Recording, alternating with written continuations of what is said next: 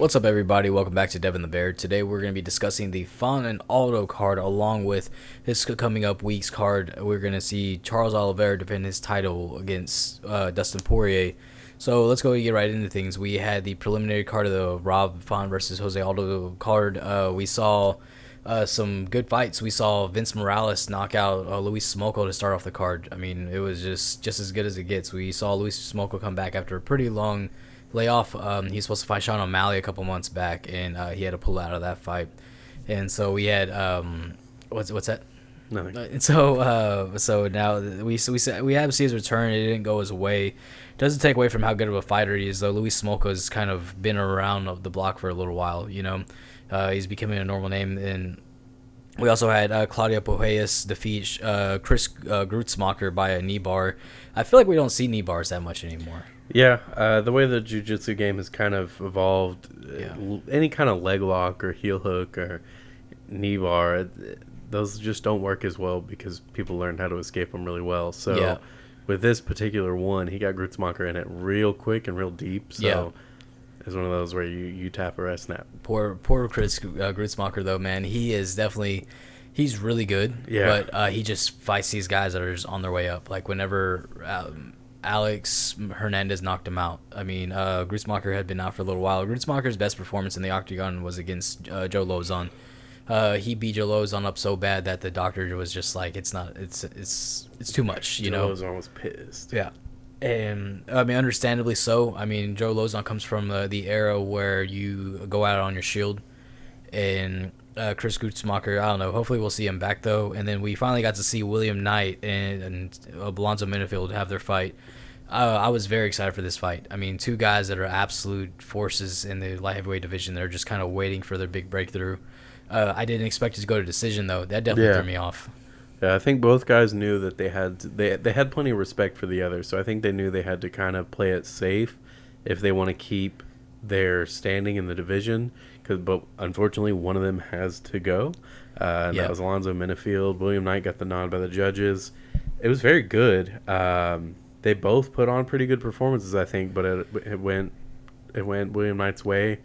I'm pretty impressed with that because he's always like somehow outmatched in size because he's kind of shorter, but he's so huge. Yeah. That his power definitely gives him openings that wouldn't be there for anyone else his size because people respect his power so much that they don't want to jump in at him, and they've learned that. So yeah, I mean, his knockout over Fabio Charant, dude, that was absolutely brutal. That was his last fight that happened back in August, and that's what got everybody buzzing about him because you see William Knight, dude, and he's an absolute unit. He is huge. He is just 5'10", pure muscle. I mean...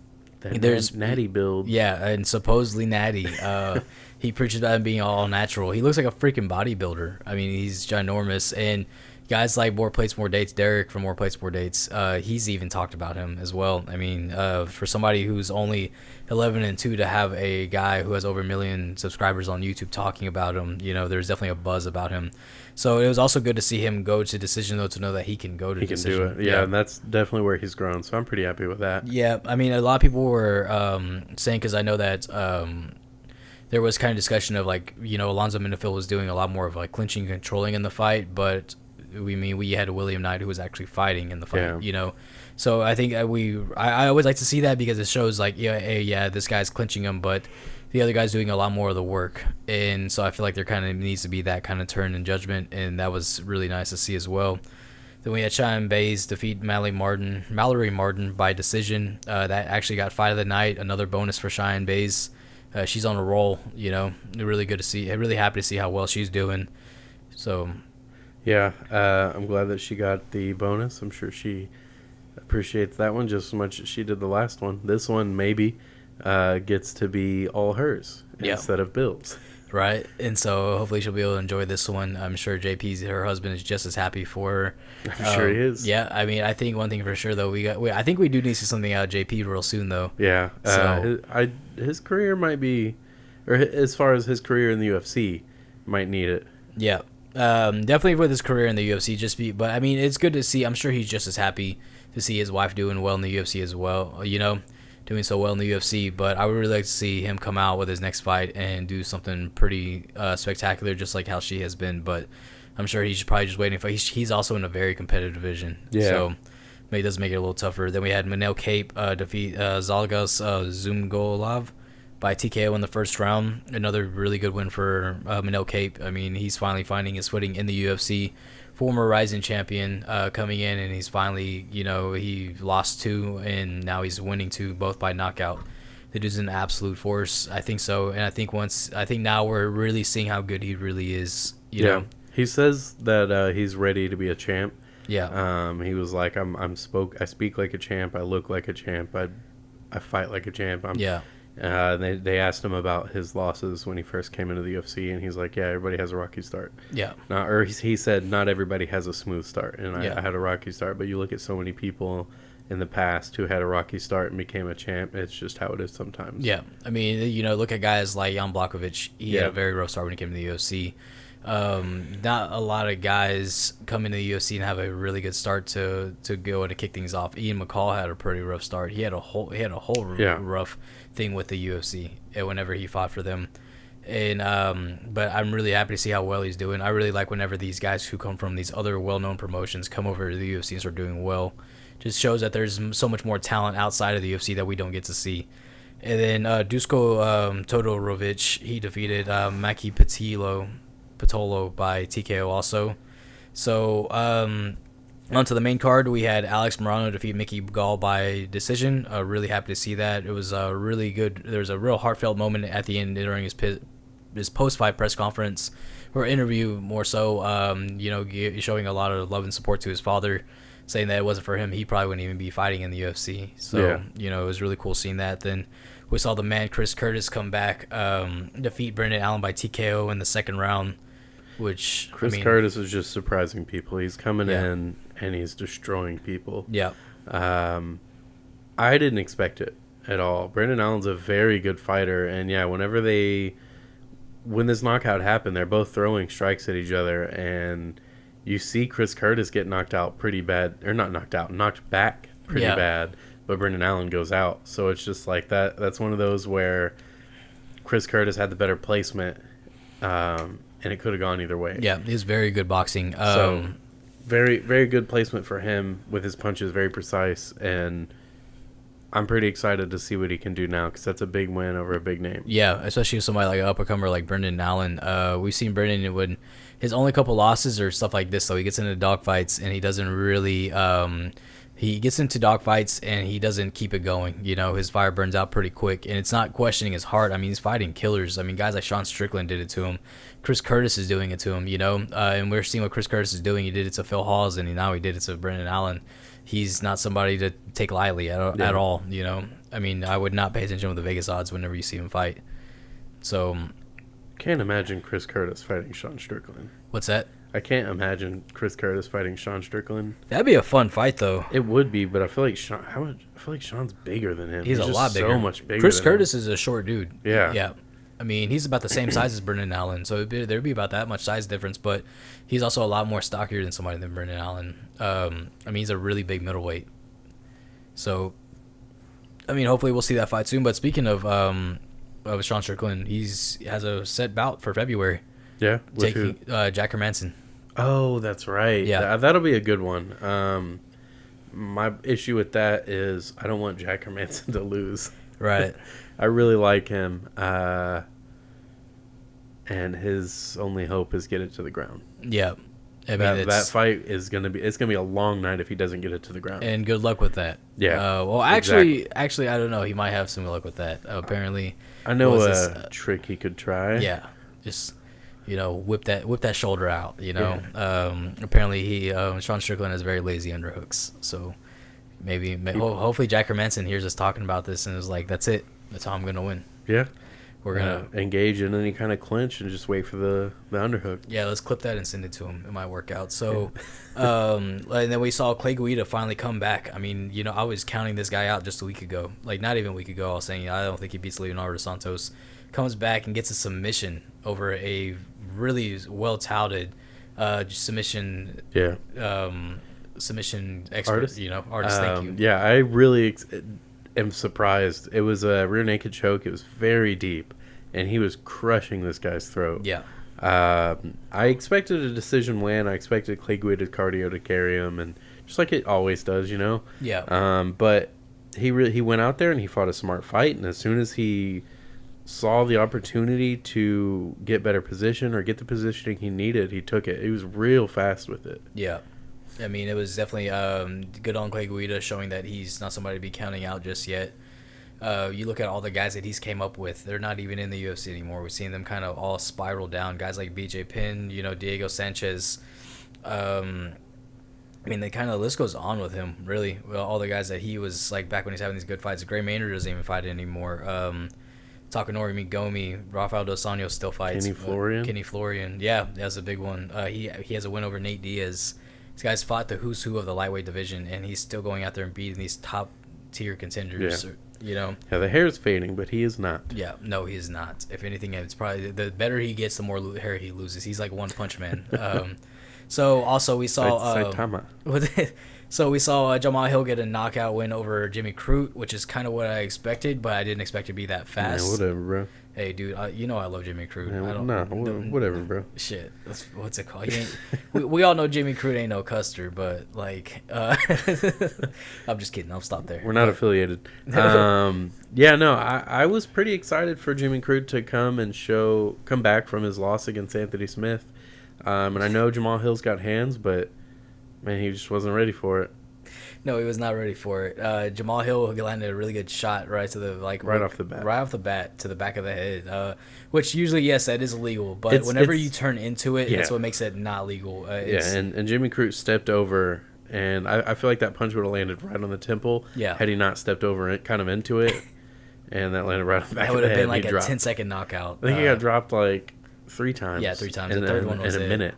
Yeah, it was 48 seconds for the whole 48 fight. seconds the whole fight, and he got dropped 3 times. Then we saw pretty much a what's it called? Rafael Fiziev defeated the Australian version of himself in Brad Riddell, and that was one of the best fights. I'm surprised that didn't get fight of the night. That was very good. I was looking forward to this fight. I mean, I did say that I could see this fight being probably a potential fight of the year. And I mean, down to technicality, I do feel like it held up to those standards, but it was no Chandler versus Gaethje. No, and it's gonna be hard. not. It's gonna be so hard to consider something the fight of the year, even going into 2022 in a month, because of the fact of how good that fight was, So, but Rafael Fiziev got a spinning wheel kick knockout over Brad Riddell. Brad Riddell is a very well-versed Muay Thai fighter.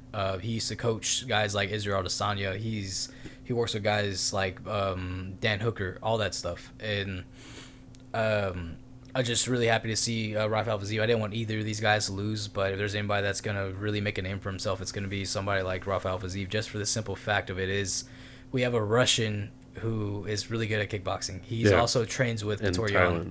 Yeah, he trains in Thailand over at Tiger Muay Thai in Phuket with, you just said his name, Poirier. I said his name. But yeah, I think what I find is weird is the wheel kick. We've seen 3 within the last few months. Yeah. And those are not that common. No. We saw Bahamondes get that one. Yeah. And then we saw Chris Barnett. And now we see this one with Rafael Fiziev. Come on, guys. We know how to defend wheel kicks. You just stay away from them. And all guys to get knocked out by a wheel kick, though, is Brad Riddell. Yeah. And you watch the footage, and he looked like he thought it was going to the body. And he's looking down. He gets hit, and it's like you see his mind is trying to make the connection back to his body. And he's looking down at the ground with his hands just kind of sprawled out in front of him. Looks like he's saying he's done, but he's just trying to pick his hands up. Yeah, like his hands are like trying to come up, but his brain hasn't figured it out yet. So he's still staring at the floor. I think that is a fantastic stoppage by Herb Dean. Yeah. He tried to stop it before Brad Riddell hit the ground, but he did hit the ground. Yeah. Fiziev tried to jump on him, but I think that is a great stoppage by Herb Dean. He's on the mend for his past mistakes. Yeah, he's working it out. He's doing his best. But also, so now we'll see Rafael Fiziev. One of the things I was gonna say though, talking about him being Russian, is with these Russian guys, we expect wrestlers, and he's openly said, "I'm not Khabib, I'm not Islam. Like I come in here to fight," and he throws down, and I feel like that's what we kind of needed to see out of these Russian guys. We know they're tough as hell, but yeah, him and Jan are refreshing. That's for sure. It brings a breath of fresh air to know that, but. On to the main event, we had Jose Aldo defeat Rob Font by decision, all 5 rounds. 2 judges had it 50-45, and 1 judge had it 49-46, which pretty much says that it was not a one-sided fight, but that Jose Aldo was the clear winner in this fight. Yeah. I mean, it's just vintage Jose Aldo showing that he's a champion, even though he's not the actual champion, he's still a champion. Yeah. He goes out there and he just puts it on somebody like Rob Font. We haven't seen Rob Font like that beat up in a long time. I don't think anybody's ever done that to him, Yeah. But, and Jose Aldo, same exact thing. He had a couple. His eye was swelled up as well. Yeah, he had was it the right side of his face was pretty swelled? He had a hematoma on his eye, and it was just all around a good fight. We saw what Jose Aldo is about still to this day. Till this day, he's still doing it, and. Yeah, like as impressive as it was for Aldo, I don't want to keep talking about Rob Font even though he lost, but I do think it shows Rob Font has some holes. Yeah. But we also do get to see that he can take shots because he took a lot of shots, from everywhere. Yeah. Like he took low kicks, he took body shots, he took shots to the head. He's taking everything, and even though he wasn't really learning anything in the moment from it, I think this is definitely something he can look back on and learn from as a whole. Kind of be a bit more confident and know that you can take these shots, but you can't just stand there and keep taking them. Yeah. You got to move on and do something. So Aldo going out there and showing that he can put it on someone like Rob Font, the young guns, and just annihilate them. Yeah. Is very cool. Do you think it puts Aldo in title shot area? 100%.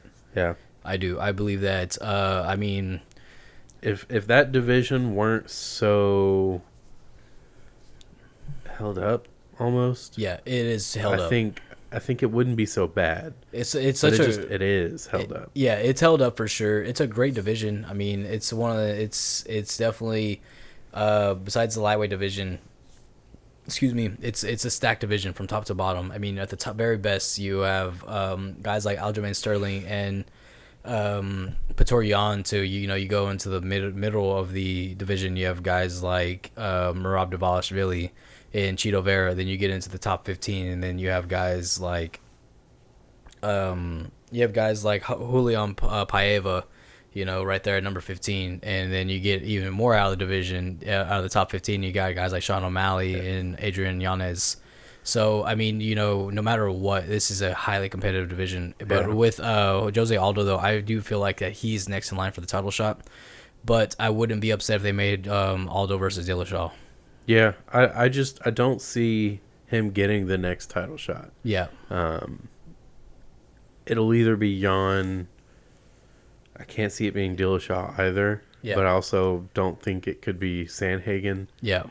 But I think Sandhagen's name won't be mentioned near the title for a little while. Yeah. He needs a win. This is how I would like to see them do it: is Jan versus Sterling for the rematch for the belt, and the winner of that fight gets the winner of Aldo and Dillashaw. I think that's the way to do it, is book, because I mean, after we saw Dillashaw defeat Corey Sandhagen, everybody was like, damn, I guess he's next for the title. And then he ends up getting injured. Yeah. So now that we see that Jose Aldo, even after he beat Pedro Munoz, he said he wants to fight TJ Dillashaw, but they give him Rob Font. Nobody wants to fight Rob Font right now. And Aldo did it, and he passed the test. Yeah. He's definitely ready to be back in championship fights. Yeah. And I think if he was to take on TJ Dillashaw, I mean, that's the perfect fight for him right now. If TJ Dillashaw is healthy, I know he tore his meniscus in his fight with Corey Sandhagen. So that is UFC Font versus Aldo. So on to UFC 269, one stack card, last card of the year. And these are the cards I always look forward to the most because UFC always makes them very special, happening over in at the T-Mobile Arena. just to start with the card, I mean, we have we have familiar names like Jillian Robertson, Randy Costa, Ryan Hall is actually fighting again on the card too, and against Derek Minner, that's going to be a fun one. Yeah, and so Matt Schnell, shout out to Matt Schnell over at Heritage Muay Thai. He's taking on Alex Perez, and I like Matt Schnell a lot. Been watching that dude since Caged on MTV when I was like 15, so that's always really cool to see.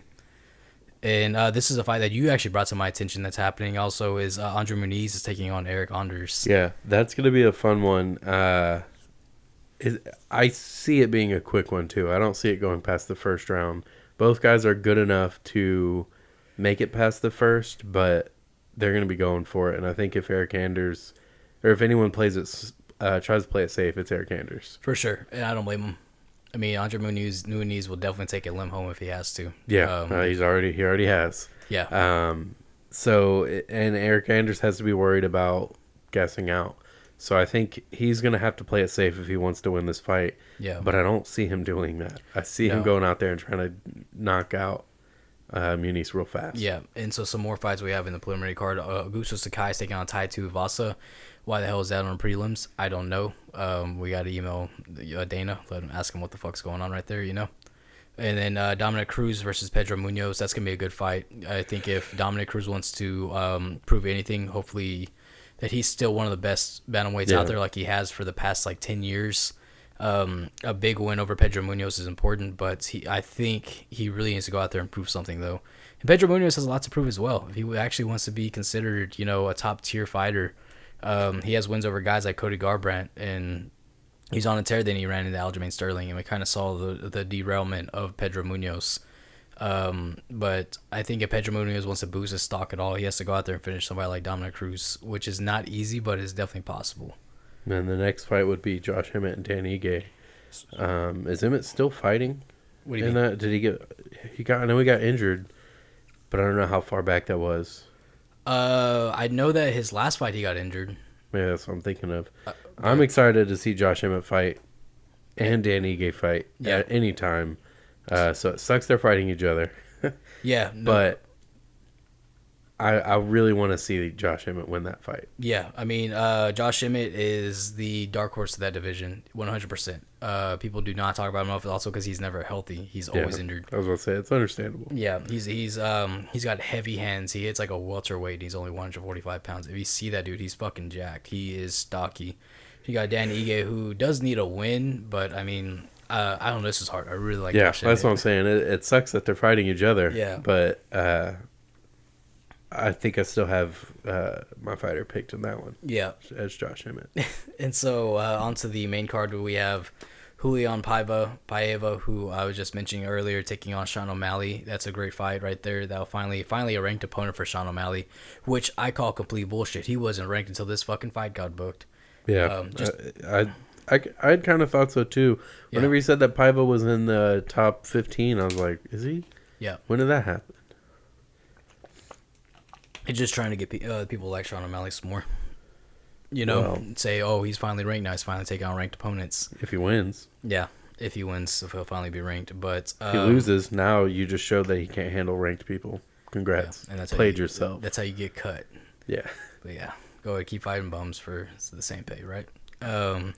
So we also have Kai Kara France taking on Cody Garbrandt. This is Cody Garbrandt's flyweight debut. This is actually a really good fight. Yeah, it's very exciting. And Kai Kara France is kind of taking this one personally. Yeah. He's putting it on himself to be the guy to deter Cody Garbrandt from the flyweight division. He's kind of telling him, like, hey, you're not ready for the power that we have here. I guess you think that we don't have any, and that's why you're coming over here. And this isn't Cody Garbrandt's first time fighting in flyweight, I don't think. In the UFC it is, but I think he's trying to make it a permanent move. Yeah, he is. Kai Kara France is just not taking that well. He's like, that's not going to happen, buddy. This is my division. I mean, granted, man, last time we saw somebody move down from bantamweight to flyweight, they got knocked down in like 32 seconds. And so that's definitely something to look out for. We don't know what Cody Garbrandt's going to be like during this weight cut. Yeah. He said before that he can do it. He was supposed to fight for the title originally against Davison Figueiredo. He's never missed weight before, right? Never. That's why he's always looked decent. He walks around like when he goes into a fight, he's like 140. That's what made him also decide that I could probably do this cut. Yeah, I don't think it'll be too bad for him. It's more of your style as of late does not translate to flyweight. No, it's not. He doesn't translate very well over to. I mean, I don't know. Kai Kara France is a very fast fighter as well. That's what I'm saying. Yeah. Cody Garbrandt's style as of late does not translate well to the flyweight division right now, because Cody Garbrandt sits there a lot. Yeah. Now, he didn't used to, but he does now. Yeah. So if that's his style now, he can't go in there and do that because he's just going to get clipped and knocked out. Which is hard because we've only seen him do that twice. We've only seen him fight twice since he's kind of changed his style. In one of them, he had knockout of the year, and in another one, he just stands there, gets jabbed in the face for 25 minutes. So it's hard to say, like, okay, is he right or is he wrong? But just to stand still and go in there and get punched in the face is the wrong thing to do. Because these guys at flyweight are fast, and they don't hold back. Kai Kara France is called, what's his nickname? I can't remember his nickname, but there's a reason, because he has heavy-ass hands for a flyweight as well. He throws down. His name is Don't Blink. Okay, yeah. I was like, dude, I remember he has one, but which I is don't remember. Super funny because he talked about that too when he knocked out Bontarine. He talked about that. He's like, yeah, no, my nickname's Don't Blink. I don't have a knockout win in the UFC until now. And so we have Jeff Neal taking on Santiago Ponzinibbio. This is a good fight. Hopefully, with Jeff Neal, he was recently arrested for DUI at a Texas Roadhouse. So there was something that happened, and he ended up just getting arrested. But the UFC already came out and said it won't affect his fight. He's trying to get prison strong. Yeah, that's what it is. This is a good fight, though. He's trying to get that jailhouse built. He's trying to be prison built. Yeah, top heavy. So yeah, we've seen Ponzinibbio get knocked out. So it's probably gonna work out for him. I think this fight's gonna be a pretty fun one. I don't see this one ever being slow at any point. I could be wrong, but I felt that way last time when Jeff Neal fought Neil Magny, and it was a really slow fight. That's exactly what I was gonna say. Is that's Neil Magny though.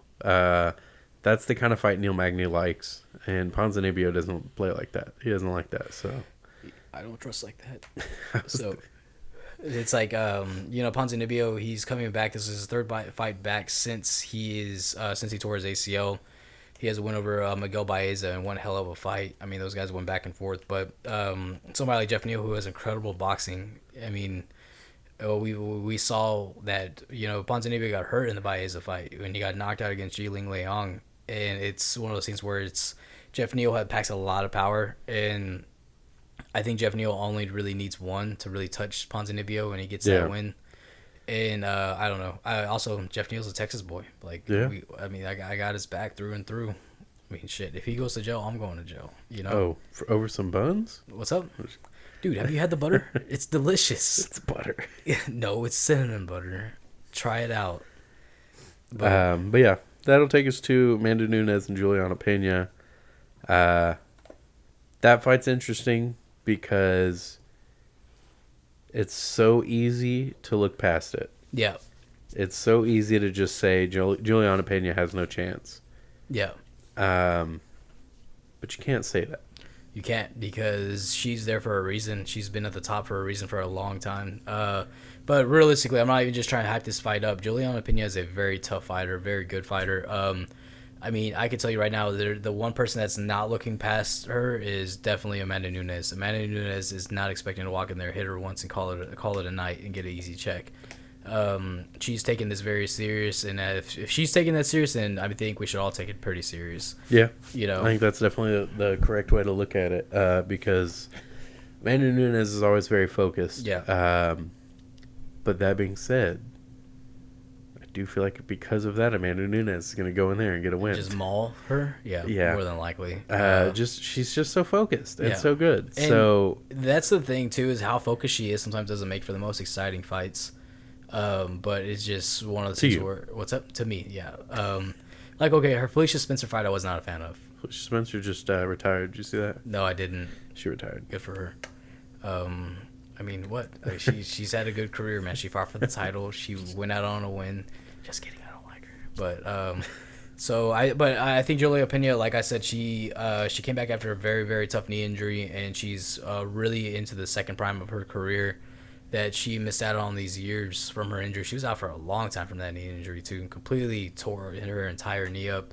every ligament in it was completely fucked. And to see what she's doing now is like, it's to see she wanted this fight. She called Amanda Nunes out. She's like, she has no reason to duck me. And then she started mentioning Amanda Nunes' losses, and she's like, I beat Khamzat, I beat Jermaine Durandamy. The old MMA math. Yeah, and it's like, oh, it's like, that's your case to use MMA math to try to get the title shot. You know what? Use it. Like, you asked for this at the end of the day. So when she hits you and you think, holy fuck, she hits like a middleweight, yeah, you're probably gonna question that call out. But man, where did the ghost of Kimbo get in here? Jesus Christ, Mike Tyson. But yeah, I mean, we all kind of have a feeling. We all kind of know that Amanda Nunes is going to win that. But she's definitely the heavy favorite. I wonder what the odds are. Have you looked at them by chance? No. Okay, let me go ahead and look into those. But for the main event, and this is one that I think you and I are both very excited for, is she is the favorite 1-11. 1-11. Boy, that's a lot. So I might just bet on Pena to win, just because I could use some. You could get every pick wrong and then only get that one right and still be the best. Like, who the fuck was it, dude? Like, somebody bet Clay Guida second round submission, 21,000 points. Yeah. You're a piece of shit.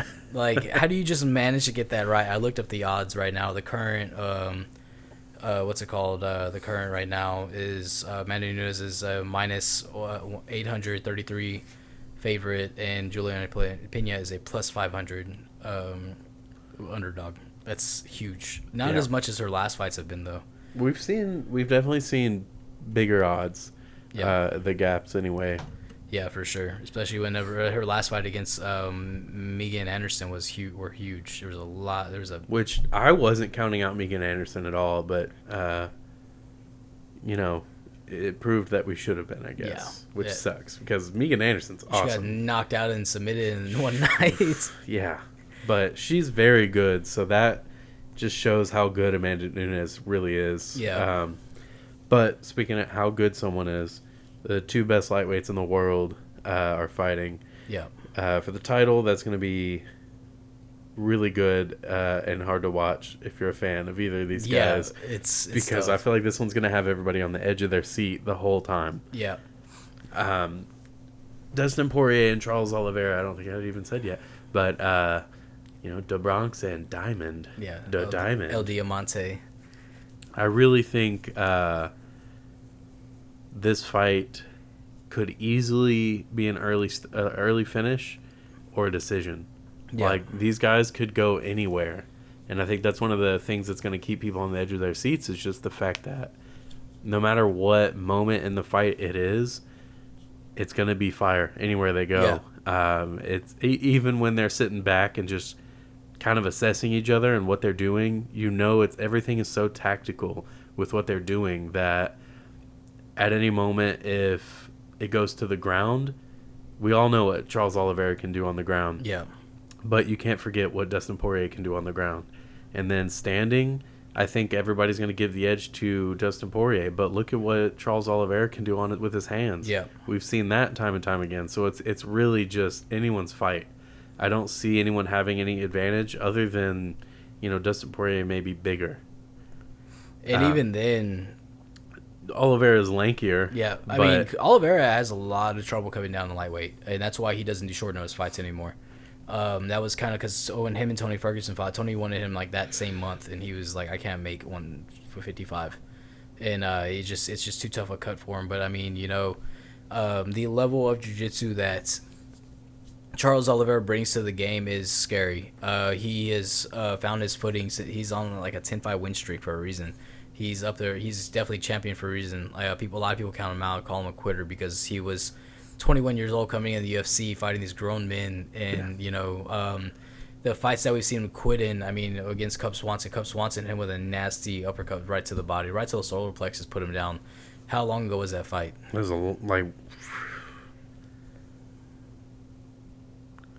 I know the number in fights, but I don't know the number in years. Exactly. A long-ass time ago. And then we saw, his fight against Max Holloway.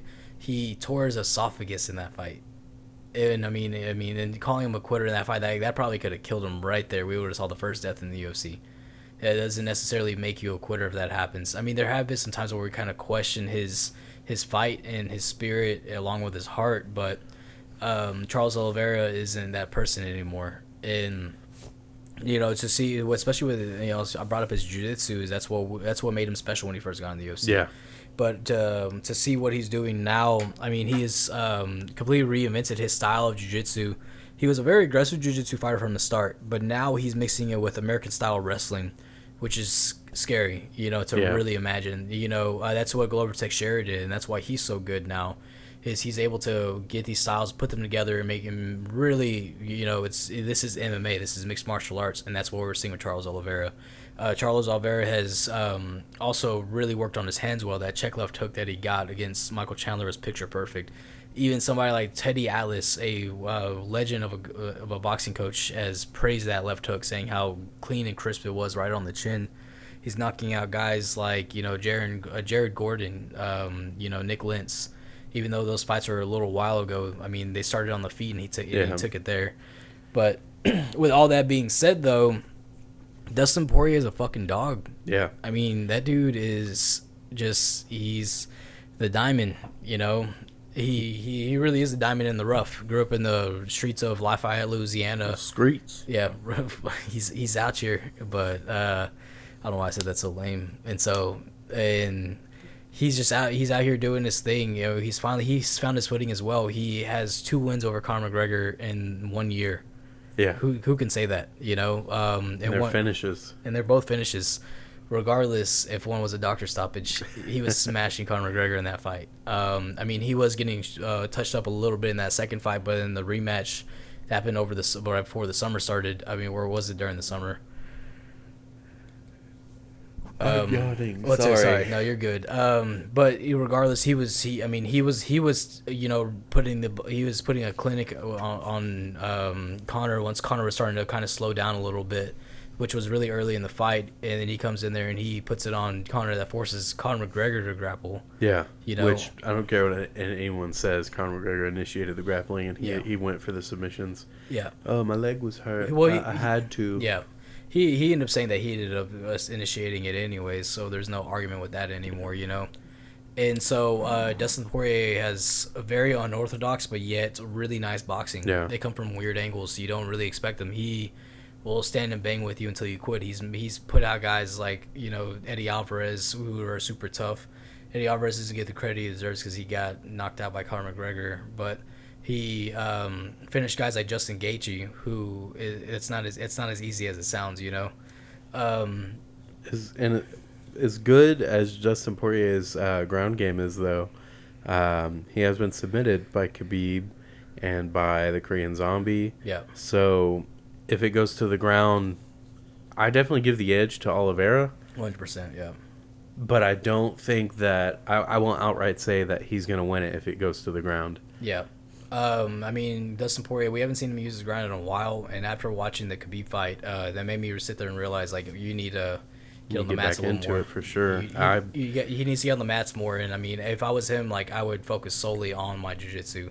Because when it comes to the hands, I mean, his boxing, I know he loves to throw hands. He even picks up his shorts like he's back in Lafayette and stuff when he throws down. But I think when it comes down to just that, though, I mean, staying off the ground with Charles Oliveira is the best bet. Just overpowering him, and I think he does have more power than Charles. But Charles is very technically sound with everything he does, And I mean, both these guys, though, like you were talking about earlier, is just they are always going for the finish. We've seen Dustin Poirier get tons of late finishes. He's always looking for it. He finished Justin Gaethje, I want to say, in the 4th round. Yeah, then never mind, I'm linked up. But like Charles Oliveira, same thing. This 10-5 win streak he's been on, his only decision win was against Tony Ferguson. So, and if it wasn't for the buzzer, he would have broke Tony Ferguson's arm, and then he would have submitted him. So that was freaking very deep. I don't question Charles Oliveira's toughness at all coming into this fight, though. I'm more so questioning is Dustin gonna be able to live up to the pressure of being able to go in there and do that? Yeah. Well, just to say that we called it, in case it is, do you think this could be fight of the year over Chandler and Gaethje? Fuck. They're not as wild as those two, but No. they could easily make for an exciting fight all 25 minutes. That's so like, oh man, it would definitely be fight of the night. Fight of the year though, I don't know. I don't think so because someone's gonna get finished. I think this fight's not going to decision, and if it does, I'll be more than happy to be wrong. I don't see this fight going all 5 rounds. I think one of the things that we saw though is whenever Chandler hurt Charles Oliveira, I think Dustin is more than capable of stinging Charles off like that. Yeah, And Dustin's very good about picking his shots. yeah. He learned at some point you can't keep throwing them. You have to pick it. And not that Michael Chandler hasn't learned that. He knows. Yeah. But he does get excited. He does kind of gas himself out trying to get the finish. And I think getting overexcited is what cost him in that fight against Oliveira. That whenever you watch Dustin Poirier finish Eddie Alvarez, the way he's piecing up, then he weaves over that head kick. I mean, he's really good at like you don't really have to give him much movement, but he can telegraph people's shots very well. Did I use it right? Yes. No, you used it wrong. Again? Yeah. Oh shit. Telegraphing, for those of you who don't know, because you might be confused now, is when you show something so much and make it so obvious that you're going to do it that you become very predictable with what you're about to do. Yeah. So that is telegraphing. So if I really show you I'm about to throw my right hand, like if I'm loading up on it, I'm telegraphing that right hand. Okay. Well, he's really good at reading shots that don't even have a bunch of load up into the shots.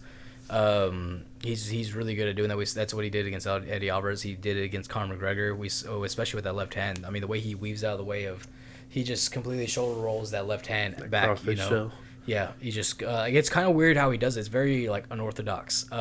He like bends down and moves his head out of the way, and it just barely misses him. But he did it so many times that It's so scary. It's scary as shit because it's so close to landing. I mean, and he likes to make a face when he like sees it go by. He'll be like that Shaq eating on Hot Ones. Yeah. Yeah, like he does that, and it's funny to watch, but it's crazy though that he just knows his distance management so well. Yeah. To watch that, but so who you got, man? I'm going to plant my feet heavily into my own bias and say Dustin Poirier. I don't know, man, though. I think late, like maybe 3rd round knockout. Yeah. Because I think Oliveira's going to get him in a little bit of trouble, and he's going to know, okay, I can't play around. I have to get this guy out because the longer I'm in the ring with him, he's a champion for a reason. The longer I'm in the cage with him, the more dangerous I'm going to be in, or more dangerous positions I'll be in. So play it safe by going out there and getting the finish. Yeah. So I think that's how I see it going. But again, this fight's so hard to predict. I think. Oh man, this isn't fun. No. I'm such a big Poirier fan. I mean, dude, I've watched that dude since I was 14. I've watched him fight for 11 years, like the second he got in the WEC, and it's like cool seeing how good he's doing, you know. But it's also one of those things where it's tough because like whenever he faces against a guy who has good wrestling or good jiu-jitsu, he doesn't react to it very well. Yeah. You know, we saw that against Khabib. I mean, that's one time we've ever really seen it like that. He doesn't react well. I mean, he had those guillotines, though. Yeah, he does have very nice guillotines, but whenever like Khabib had his back, he almost had no defense, it felt like. It is Khabib, I get that. And he was exhausted. Yeah, 110 degrees outside fighting in that. He was a sacrificial lamb for that fight, I'm telling you. But fuck that shit, bro. Dustin Poirier, 2nd round knockout, mic drop. And that's the UFC card coming up this weekend. Let us know your thoughts.